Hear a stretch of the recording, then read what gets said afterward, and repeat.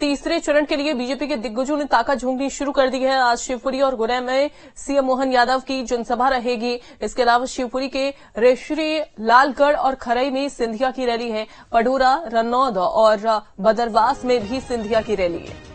नरोत्तम मिश्रा दतिया में आयोजित कार्यक्रम में शामिल होंगे। सुरेश पचौरी महगांव में जनसभा को संबोधित करेंगे।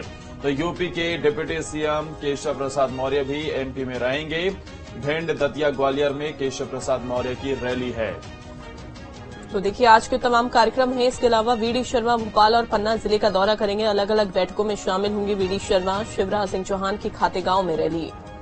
अजय जामवाल बड़वानी जिले का दौरा करेंगे। हितानंद शर्मा खंडवा और पंधाना में रहेंगे। तो यूपी के डिप्टी सीएम का दौरा रहने वाला है। भिंड, दतिया, ग्वालियर में केशव प्रसाद मौर्य रहेंगे। इसके अलावा वीडी शर्मा भोपाल और पन्ना में रहेंगे, वहां पर दौरा किया जाएगा। अलग अलग बैठकों में भी शामिल होंगे वीडी शर्मा। दतिया और ग्वालियर दौरे पर सिंधिया रहेंगे। केंद्रीय मंत्री ज्योतिरादित्य सिंधिया का शिवपुरी दौरा रहेगा। मुख्यमंत्री भी पहुंचेंगे शिवपुरी। तो देखिए 10:45 पर शिवपुरी के श्री रेशरी में चुनावी जनसभा को संबोधित करेंगे। सिंधिया लालगढ़ में 12 बजे सिंधिया जनसभा को संबोधित करने वाले हैं। और इस खबर पर ज्यादा जानकारी के साथ हमारे सहयोगी गौरव सीधा जुड़े हुए हैं। गौरव, आज बीजेपी के तमाम दिग्गज पूरी ताकत झोंकने वाले हैं।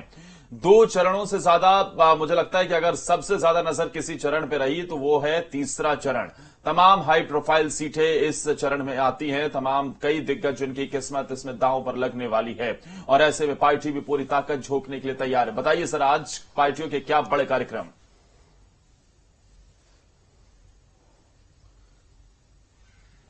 देखिए, बिल्कुल तीसरे चरण का मतदान होना है 7 तारीख को और उसके लिए अब राजनीतिक दलों ने अपनी कमर भी कस ली है। और खासकर हम देखें तो इन सीटों को लेकर आज ताबड़तोड़ कार्यक्रम भी हमें दिग्गज नेताओं के देखने को मिल रहे हैं। जहां एक तरफ मुख्यमंत्री मोहन यादव शिवपुरी और गुना पहुंचेंगे और यहां पे जनसभा को संबोधित करेंगे, तो वहीं गुना में ज्योतिरादित्य सिंधिया भी लगातार प्रचार प्रसार करते हुए नजर आएंगे। क्योंकि तीसरे चरण में हाई प्रोफाइल सीटों पर मतदान होना है, जिसमें विदिशा भी है, गुना भी है, राजगढ़ भी है। इसके अलावा भोपाल लोकसभा सीट भी है। भिंड, मुरैना, ग्वालियर की अगर हम बात करें तो उस चंबल क्षेत्र में भी मतदान होना है। तो ऐसे में तीसरे चरण को लेकर आज ताबड़तोड़ कार्यक्रम हमें देखने को मिल रहे हैं, जहां उत्तर प्रदेश के भी उप मुख्यमंत्री केशव प्रसाद मौर्य भी यहां पहुंचेंगे और रैलियों को संबोधित करेंगे।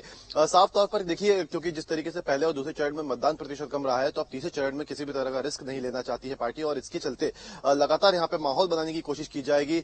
लगातार लोगों से भी अपील की जाएगी कि वो अपने मताधिकार का इस्तेमाल करें। तो साथ ही साथ जो लोकसभा में प्रत्याशी हैं बीजेपी के, उनके लिए जो दिग्गज यहां पहुंचेंगे वो प्रचार प्रसार करेंगे। क्योंकि गुना से तो खुद ज्योतिरादित्य सिंधिया चुनावी मैदान में है, तो जाहिर सी बात है कि वो लगातार जिस तरीके से चुनावी सभाओं का यहां पे कर रहे हैं, लगातार लोगों के बीच में जा रहे हैं, तो गुना में एक माहौल जरूर यहां पे हमें देखने को मिल रहा है। लेकिन इसके अलावा हम देखें तो मध्य प्रदेश के बीजेपी प्रदेश अध्यक्ष जो बीडी शर्मा है, खजुराहो सीट से जो लोकसभा का चुनाव था वो वहां पे कल संपन्न हो चुका है और उसके बाद वो अन्य कार्यक्रमों में आज शामिल हो रहे हैं। भोपाल में आज वो कई बैठकों में शामिल होंगे। इसके अलावा वो रणनीति पर चर्चा करेंगे कि आने वाले जो 2 चरण बचे हुए हैं उस पर किस तरीके से फोकस किया जाना चाहिए और क्या रणनीति यहाँ पे बीजेपी की होनी चाहिए कि मतदान प्रतिशत भी बढ़े और बीजेपी को ज्यादा से ज्यादा वोट मिल सके।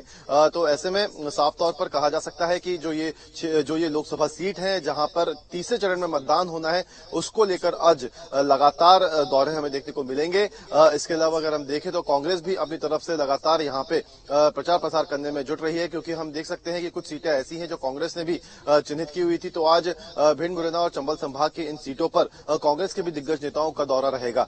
इसके अलावा हम देख सकते हैं कि जो पूर्व मंत्री नरोत्तम मिश्रा हैं, वो दतिया में एक अच्छी खासी दमखम रखते हैं। तो दतिया में भी आज वो कई कार्यक्रम को संबोधित करेंगे, यहाँ पर भी वो जनसभाएं करेंगे। इसके अलावा हम देख सकते हैं कि जिस तरीके से मुख्यमंत्री मोहन यादव आज शिवपुरी पहुंच रहे हैं, तो सिंधिया के समर्थन में आज वो यहाँ पहुंच रहे हैं और लगातार यहाँ पे लोगों से भी अपील की जाएगी वोट ज्यादा से ज्यादा बीजेपी को दे।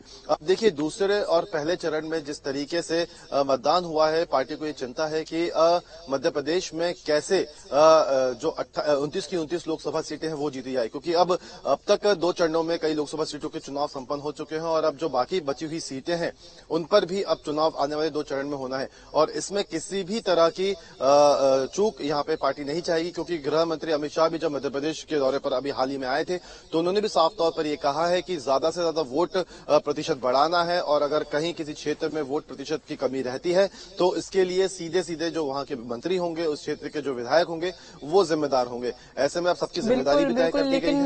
तो क्या अब पहले चरण का जो अब हमने देखा था मतदान हुआ था, उसके बाद दूसरे चरण का जब मतदान हुआ उस दौरान वोट प्रतिशत जो सामने आया है, क्या इसके बाद बीजेपी की ओर से किसी तरीके की बैठक का आयोजन किया जाएगा, खासतौर पर केंद्रीय गृह मंत्री, चूंकि उन्हीं की ओर से दरअसल कहा गया था चुनाव होने से पहले कि अपने अपने क्षेत्रों में सक्रिय हो जाएं, वोट प्रतिशत कम होता है तो जवाबदेही होगी।